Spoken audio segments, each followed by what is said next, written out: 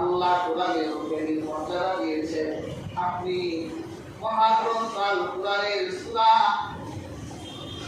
আপনি কোরআন কারীমের আল্লাহ তাআলা হযরত সুলাইমান নবীর কথা বলেছেন।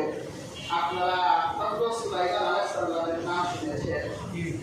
তিনি এমন এক নবী ছিলেন, হযরত সুলাইমান আলাইহিস সালাম শুধু নবী ছিলেন না, বরং আল্লাহ তাকে পৃথিবীর কর্তৃত্ব দান করেছিলেন। সুবহানাল্লাহ। তিনি একজন নবী ছিলেন, আবার একজন কিং ছিলেন। আল্লাহ পয়গম্বর হযরত সুলাইমান আলাইহিস সালাম, আল্লাহ তাকে আরেকটা মুজিজা দিয়েছিলেন। এই গোটা পৃথিবী পরিচালনা করার জন্য আল্লাহ তাকে একটা দ্রুত বাহন দিয়েছিলেন। আল্লাহ তাকে একটা হেলিকপ্টার দিয়েছিলেন, একটা তথ্য দিয়েছিলেন। তিনি এই তথ্যের উপর যখন বসতেন, তার সৈন্য সীমান্ত রাজ পরিষদ বর্গকে নিয়ে এই হেলিকপ্টারটাকে আকাশে নিয়ে মুহূর্ত সময়ের মধ্যে পৃথিবীর এক প্রান্ত থেকে আরেক প্রান্তে নিয়ে যেত। এই আবিষ্কার, আকাশে যে উড়া যায়, এই থিওরি সবার আগে পৃথিবীতে দিয়েছে কোরআন। কে দিয়েছে? কোরআন দিয়েছে। হযরত সুলাইমান আলাইহিস সালামের আগে এই পৃথিবীর মানুষ জানতো না যে আকাশে উড়া যায়। এই হেলিকপ্টার, বিমান, এগুলো তো শুক্র 8 দিনে আবিষ্কার পেয়েছে। কিন্তু পৃথিবীতে প্রথম আকাশে উড়া যায় এই তথ্য দিয়েছে কোরআন। হযরত সুলাইমান আলাইহিস সালাম তিনি আকাশে উঠেছে, কারণ গোটা পৃথিবীর রাজত্ব আল্লাহ হযরত সুলাইমান আলাইহিস সালামকে দিয়েছিলেন।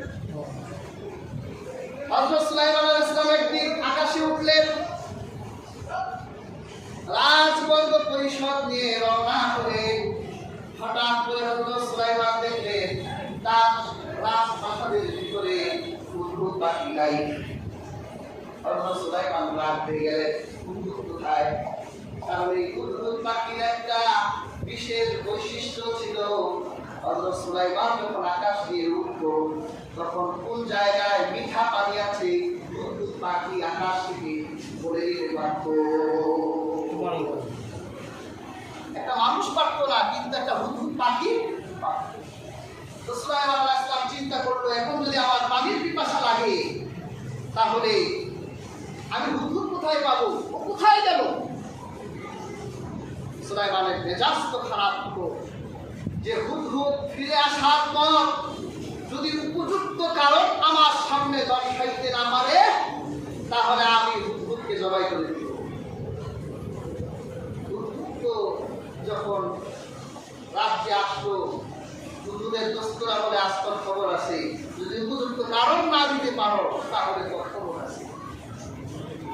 হযরত সুলাইমান আলাইহিস সালাম হুদহুদকে বলল, তুই কোথায় গিয়েছিলি বল।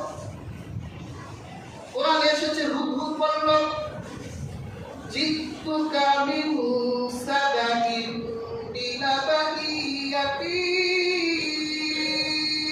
আল্লাহ, আমি গিয়েছিলাম সাবা শহরে। আমার কাছে এক নাবা, আমার কাছে এমন এক সংবাদ আছে যা শুনলে আপনি অবাক হয়ে যাবেন। সুলাইমান নবী বলল, কি সংবাদ বলুন। আমি দেখলাম সাবা শহরের উপর এক নারী কর্তৃত্ব নেতৃত্ব দেয়। আপনি তো আগে কোনোদিন শুনেন নাই যে কোনো এক দেশের কর্তৃত্ব আর নেতৃত্ব নারীরা দেয়, কিন্তু আমি সাবা শহর থেকে ঘুরে এসে দেখলাম এক নারী ওই রাজ্য পরিচালনা করে। শুধু তাই নয়, ওয়ালাহা আরশুন আযীম, আটটা বড় একটা সিংহাসন আছে। হাজিরিন, হযরত আব্দুল্লাহ ইবনে আব্বাস রাদিয়াল্লাহু তাআলা আনহু বলেন, রানী বিলকিসের এই সিংহাসনটা দৈর্ঘ্য, প্রস্থ, উচ্চতায় 30 হাত করেছিল। পুরো সিংহাসনটা দামি দামি পাথর দিয়ে তৈরি করা হয়েছিল। এই সিংহাসনটা 1000 যুবক পাহাড় হতো। সুলাইমান আলাইহিস সালাম হুদহুদের এই খবর শুনে অবাক হয়ে গেলেন যে আল্লাহ গোটা দুনিয়া আমার পায়ের সামনে হাবিয়া দিল, আর আমার অপচরে সাবা শহরে এক নারী নেতৃত্ব দেয়, আমি সুলাইমান তো মেনে নিতে পারি না। আমার নেতৃত্বের বাইরে নেতৃত্ব দেয় এক নারী। তিনি চিঠি লিখলেন, ইন্নাহু মিন সুলাইমান ওয়া ইন্নাহু বিসমিল্লাহির রহমানির রহিম। সুলাইমানের পক্ষ থেকে বিসমিল্লাহির রহমানির রহিম। হে নারী, তুমি যদি আল্লাহকে ভয় করো, দ্রুতই তুমি আমার বশ্যতা স্বীকার করো, নতুবা তোমার সাবা শহরকে আমি মুহূর্তের মধ্যে পৃথিবীর মুখ থেকে দূরে করে দিব। সুলাইমান আলাইহিস সালামের উদ্গার শুনে এই নারীটা কত বুদ্ধিমতী ছিল। রাত হলেন না, তিনি তার রাত পরিষদ নিয়ে দ্রুত বৈঠকে বসলেন। বলল যে আমাকে এইরকম একটা হুঙ্কার দেওয়া হয়েছে, আপনারা কে কি বলেন, আমি কি তার সাথে যুদ্ধ করব নাকি তার নথি স্বীকার করব? নানান কথা। অবশেষে হযরত সুলাইমান আলাইহিস সালামকে পরীক্ষা করার জন্য এই নারী তার রাজ্যে সবচেয়ে দামি কিছু পাথর, হীরা, মণিমুক্তা এগুলো দিয়ে উপহার হিসেবে সুলাইমানকে পাঠালেন, যে তিনি যদি এই উপহার গ্রহণ করে তাহলে মনে করব যে তিনি দুনিয়াদার, তাহলে আমি তার বিপক্ষে লড়ব।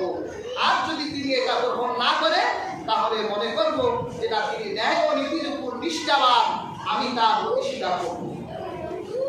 যখন বিলকিসের পক্ষ থেকে দূত হযরত সুলাইমানের রাজ্যে ঢুকলো, গিয়ে দেখলো সুলাইমানের রাজ্য থেকে 3 কিলোমিটার দূরে সেই পাথর হাদিয়া করছে, ওই পাথর দিয়ে রাস্তা ঢালাই করছে। এক ব্যাগ পাথর নিয়ে গেছে, এখন দেখে 3 কিলোমিটার রাস্তা ওই পাথর দিয়ে বাছাই করা। সুলাইমানের কাছে আর না যে ফিরে গেল যে এই রাজা তো ন্যায় আর নীতির উপর নিষ্ঠাবান। বিলকিস বলল, ঠিক আছে, তাহলে চলুন আমরা তার কাছে গিয়ে নথি স্বীকার করি, তিনি যে দিন পালন করে আমার বাসনা আমি তার দিনকে গ্রহণ করব। রওনা হলেন। 7 কামরার ভিতরে তার সেই সিংহাসন তালাবদ্ধ দেওয়া হলো। 1000 যুবককে রেখে যাওয়া হলো পাহারা দিবা, যাতে চুরি না হয়ে যায়। রওনা হয়ে গেল। হযরত সুলাইমানের রাজত্ব থেকে যখন বিলকিস 3 মাইল দূরে, তখন হযরত সুলাইমানের ভিতরে একটা বাসনা জাগ্রত হলো যে আমার কাছে এই মহাসম্রাটটি আসছে, তাকে তো উপহার দেওয়া দরকার। আমি তাহলে সারপ্রাইজ করতে চাই। কিভাবে? আমার এই রাজ পরিষদের ভিতর থেকে কে আছো যে রানী বিলকিসের সেই সিংহাসনটা আমার কাছে এই মুহূর্তে এনে দিতে পারো? এরকম কেউ থাকলে তাড়াতাড়ি বলো, সে 3 মাইল দূরে আছে, দ্রুতই সে আমার এখানে চলে আসবে। কোরআনে এসেছে একটা জিন দাঁড়ালো, قال عفريت من الجن أنا آتيك به قبل أن تقوم من مقامك وإني عليه لقوي أمين।